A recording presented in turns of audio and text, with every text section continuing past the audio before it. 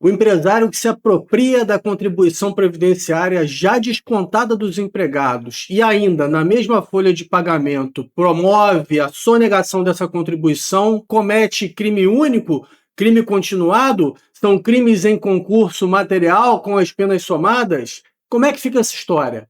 Essa dúvida acabou de ser resolvida com um julgamento em recurso repetitivo pela terceira sessão do STJ, aquela que reúne a quinta e a sexta turmas da Corte, que são as turmas especializadas em matéria criminal. Isso aconteceu recentemente no tema 1353, com tese vinculante para todo o país. É um julgado extremamente importante e o raciocínio por trás dessa decisão pode ser usado para várias outras questões que envolvem crime continuado. Então, presta atenção aqui nos próximos minutos, porque isso pode te ajudar a resolver diversas questões de prova. Meu nome é Rodrigo Peçanha e você está no Informativo Jurisprudencial ON. Aí na tela para vocês o tema 1353 do STJ, que discutiu sobre crime continuado nos casos de apropriação indébita previdenciária e sonegação de contribuição previdenciária. Vamos para o caso concreto. Olha, um réu foi condenado em uma mesma sentença por 3 crimes diferentes. Apropriação indébita previdenciária, do artigo 168-A do Código Penal, sonegação de contribuição previdenciária, o 337-A do Código Penal, e sonegação fiscal, previsto no artigo 1º da Lei 8.137 de 90. O Tribunal de Origem reconheceu o concurso material entre a apropriação indébita previdenciária e a sonegação de contribuição previdenciária, os 2 crimes lá do Código Penal.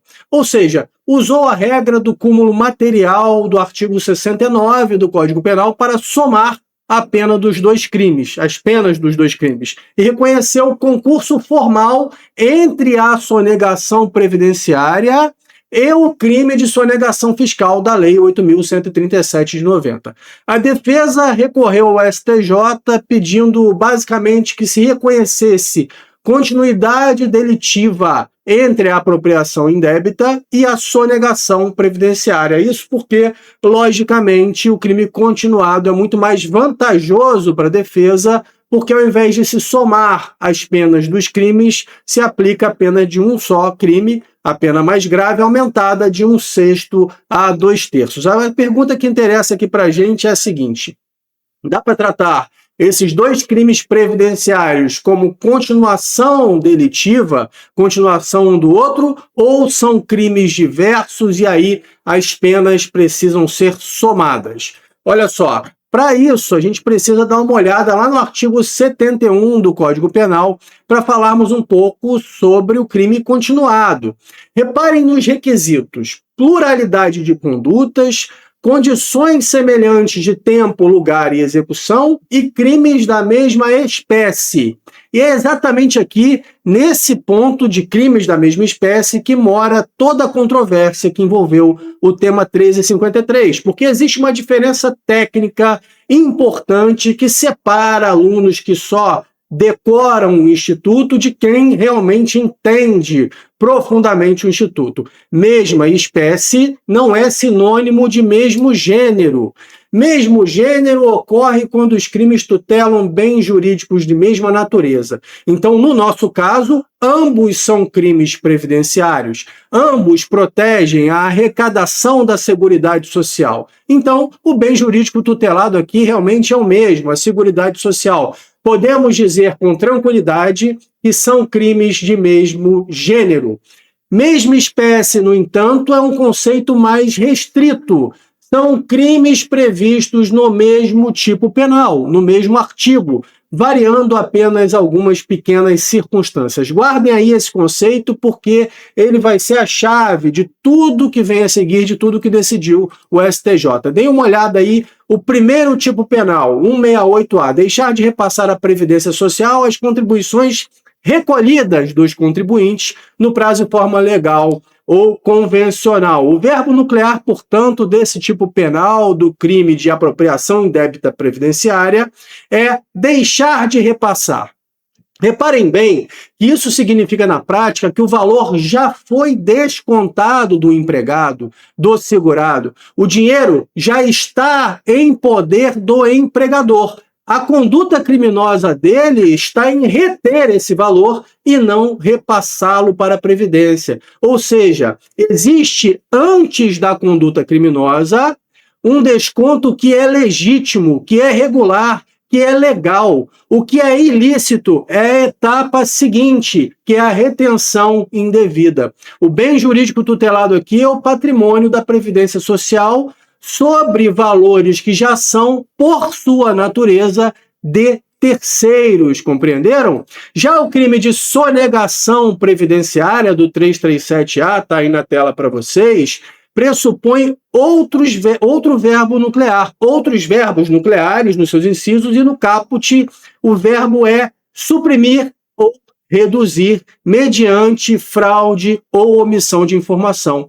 Então, percebam que a diferença aqui é estrutural. No artigo 337-A, o agente age antes, ele omite da folha, ele deixa de lançar na contabilidade, escondendo da Receita para que o próprio fisco nem chegue a conhecer o valor correto da contribuição previdenciária. Então, não existe aqui um desconto legítimo do segurado seguido de uma retenção indevida.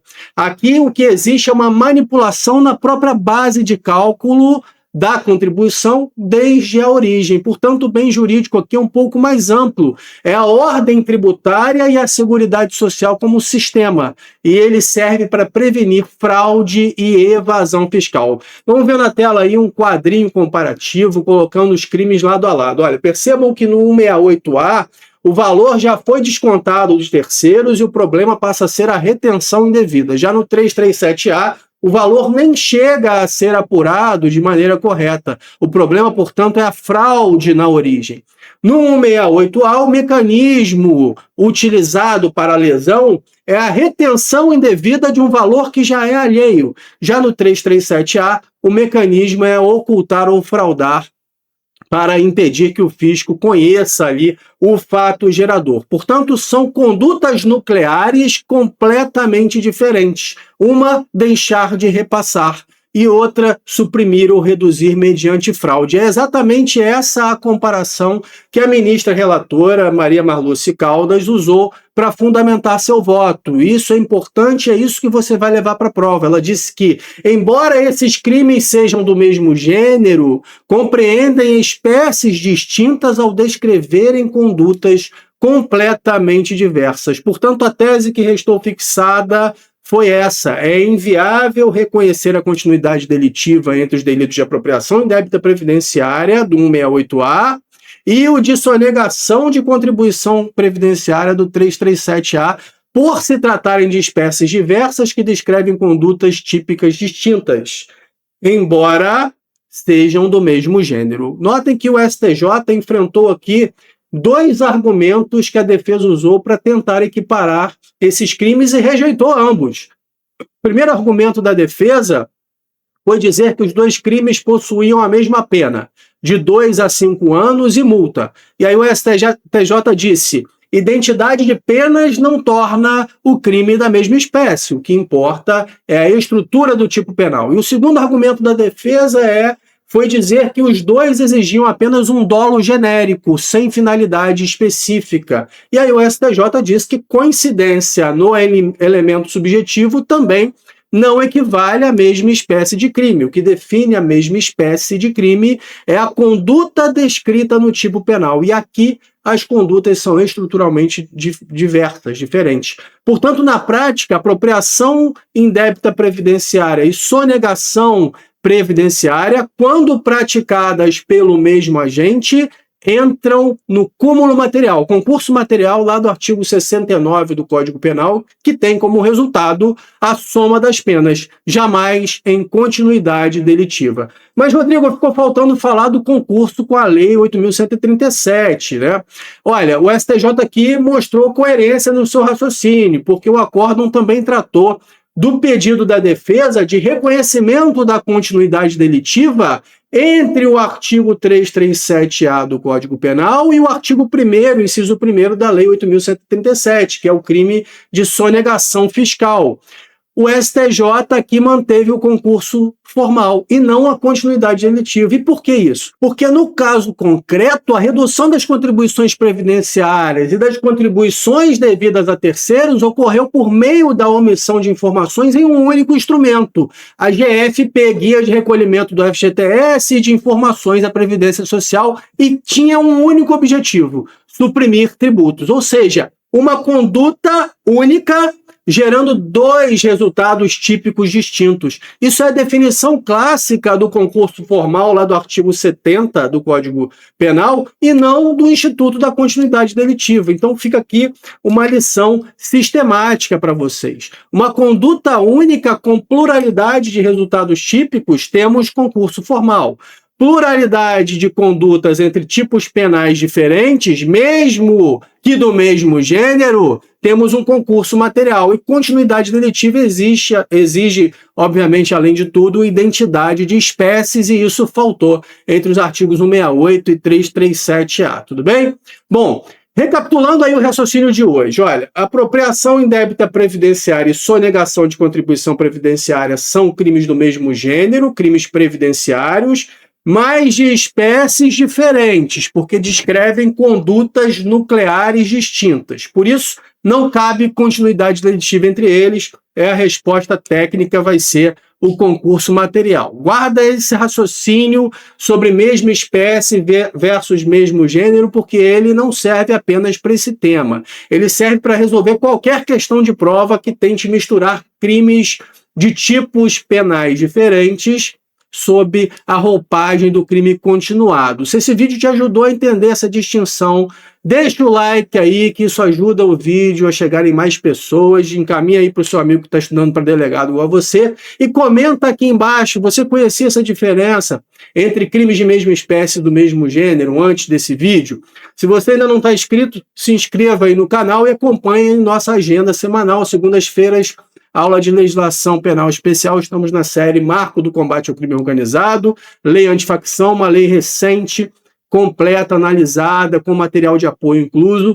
Quartas-feiras, o nosso encontro aqui do Jurisprudencial ON, e nas sextas-feiras você responde uma questão discursiva comigo. Entra também aí no nosso link para a lista de espera da mentoria, se você quer um acompanhamento com cronograma quinzenal, anamnese, correção de questões, uma auditoria do que você cumpriu ou não. Essa mentoria que vai te ajudar a ser aprovado para delegado de polícia. Um forte abraço, fiquem todos com Deus e até a próxima.